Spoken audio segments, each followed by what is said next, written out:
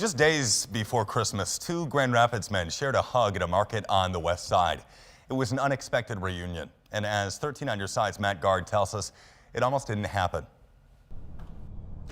Friday, November 12th started as an average day for Fred Bivins. I found some macaroni and cheese that I had made, which I really like. We're talking really average. I thought that would be great with the smoked kielbasa. He went into Lewandoski's market. We've had a slower week. Owner Gary Szotko wasn't supposed to be there. I had planned on leaving earlier that afternoon. But he covered for an employee that day. I have a great day off, a long weekend. So he was there when Fred showed up. You know, how are you? What's going on? They talked at the counter for about 15 minutes. As he was stepping up, getting ready to step outside the door, Fred hesitated. Gary knew something was wrong. Fred's eyes just rolled right into the back of his head. Fred had suffered a massive heart attack. The one doctor said, "You were dead before you hit the floor."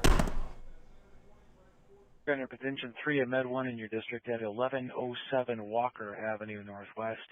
Outside in front of Lewandoski's on a man down. Gary's son Alex made the 911 call. I gave the phone to him. I said, "You talk to the medical dispatch, I'm starting CPR." That's when training kicked in for Gary. I spent 28 years with Grand Rapids Fire Department. Much of it at Station 3,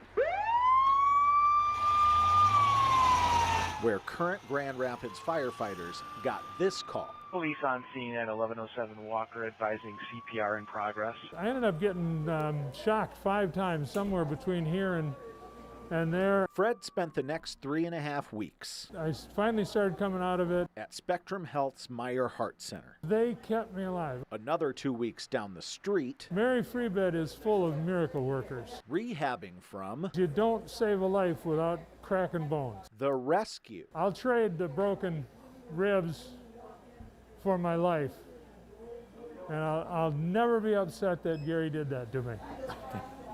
Just before Christmas, I have a second chance at life. Fred got to see Gary again. There was no way I was going to go home from the hospital without stopping to thank him. For Gary, I didn't know Fred was coming here. it was the ultimate Christmas surprise. Just a big hug, a big cry. A hug they may have never shared It was surreal. if Gary hadn't been at Lewandoski's that day. I wouldn't be here now. Fred is working to raise money to buy an automated external defibrillator for Lewandoski's market. And meanwhile, Gary has pledged that all of his employees will learn CPR. And Charlie, they're hoping that anybody who hears this story will also be inspired to learn CPR themselves. Wow. Thanks, man.